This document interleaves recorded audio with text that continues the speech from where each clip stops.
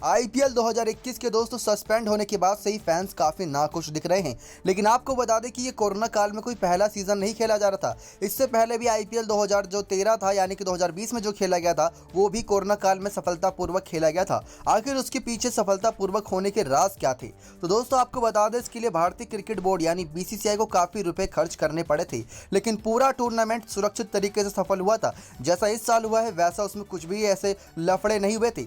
इसके अलावा यूएई ने विमेंस आईपीएल का भी आयोजन किया था और गौर करने वाली बात है कि वो भी सफलतापूर्वक हुआ था। आपको बता दें कि भारत में कोरोना के दूसरे वेव को ध्यान में रखते हुए आईपीएल के चेयरमैन ब्रजेश पटेल ने आईपीएल का 14वां सीजन शुरू होने से पहले भी बीसीसीआई के सामने प्रस्ताव रखा था कि इस बार भी आईपीएल को यूएई में करवाया जाए, लेकिन बीसीसीआई ने इस प्रस्ताव को खारिज कर दिया था और भारत में ही इसका आयोजन करवाने का फैसला किया था। नतीजा ये निकला कि आधा सीजन गुजरते ही इसको सस्पेंड करना पड़ा। सूत्रों के अनुसार यह खबर सामने आई कि आईपीएल जीसी की आईपीएल 2021 का आयोजन करवाने के लिए यूएई ही पहली ही पसंद थी। लीग के एक हफ्ते पहले तक वे चाहते थे कि आईपीएल यूएई में हो। इतना ही नहीं, अमीरात क्रिकेट बोर्ड भी दोबारा आईपीएल आयोजन करने के लिए पूरी तरीके से तैयार था, क्योंकि उन्हें भी नोट कमाने का मौका मिल जाता। लेकिन इस बात के लिए बीसीसीआई की ओर से किसी ने भी दिलचस्पी नहीं दिखाई और बात वही खत्म कर दी, क्योंकि सब कॉन्फिडेंस में थे कि इस साल हम आईपीएल भारत के मैदानों पर करेंगे। यूएई में आईपीएल का आयोजन करवाना ही सही फैसला रहता है। इस साल के आईपीएल में सबसे बड़ी गलती यात्रा की तैयारी में थी, यानी कि बार बार इस शहर से उस शहर जाने की वजह से दोस्तों काफ़ी दिक्कतों का सामना करना पड़ा। अगर इस बात पर गौर किया जाए कि यूएई में आईपीएल सफल और भारत में सीजन असफल कैसे रहा, तो जवाब यह है कि बीसीसीआई ने यूएई का आईपीएल आयोजन करवाने के लिए 98.5 करोड़ रुपए खर्च किए थे। ईसीबी ने बीसीसीआई ने आयोजन के लिए लगभग 100 करोड़ रुपए फीस ली थी, यानी कि जो पिछले साल यूएई में मैदानों में हुए थे वहां पर करीब 100 करोड़ रुपए फीस दी गई थी बीसीसीआई की तरफ से।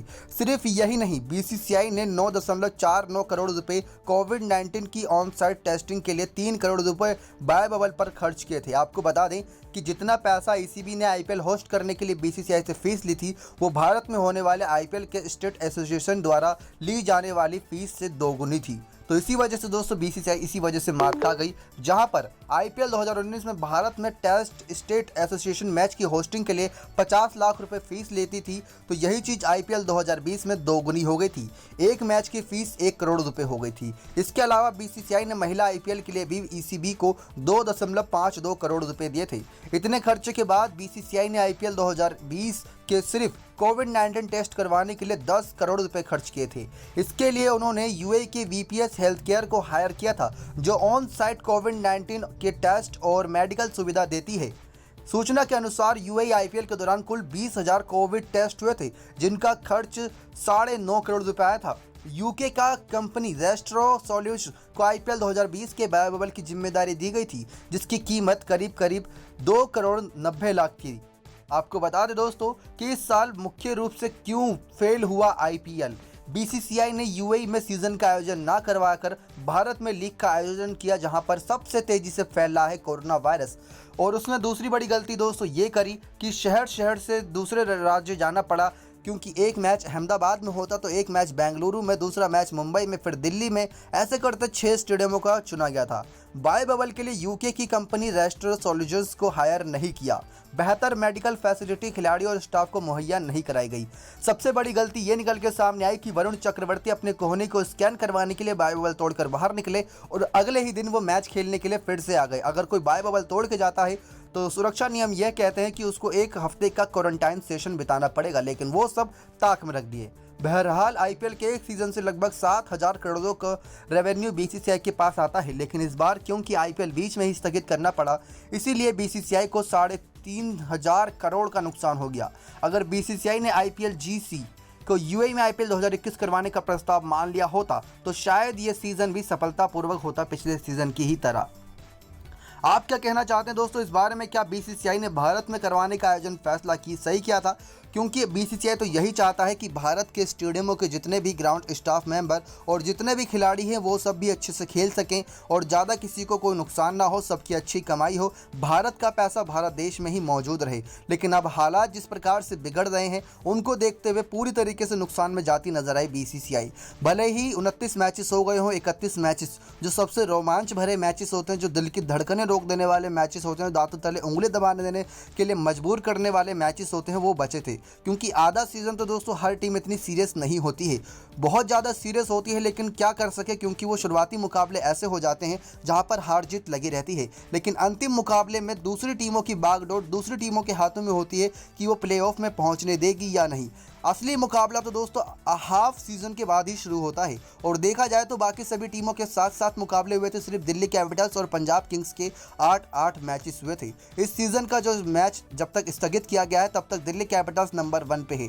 आपके लिए सबसे बड़ा सवाल दोस्तों यही पूछेंगे कि इस साल जो भी टीमें खेल रही थी उसमें सबसे बेहतर कौन सी टीम कर रही थी। कॉमेंट्स करके सबसे पहले ये बताइएगा कि क्या लगता था कि इस साल कौन सी टीम ट्रॉफी जीतने की प्रबल दावेदार मानी जा रही थी। हमारे नज़रिए से देखिए दोस्तों तो इस साल रॉयल चैलेंजर बैंगलोर बहुत गजब की फॉर्म में नजर आ रही थी। डेथ ओवर से लेकर पावर प्ले में अच्छी गेंदबाजी हो रही थी, जहां पहले शुरुआती मुकाबले हुए थे, लेकिन उसके बाद जब अलग मैदान पर गए अहमदाबाद के तो वहां पर इनका अलग रवैया देखने को मिला। लेकिन टीमें बाकी सभी अच्छी कर रही थी और मैन इन येलो यानी चेन्नई सुपर किंग्स भी बहुत गजब की फॉर्म में थी।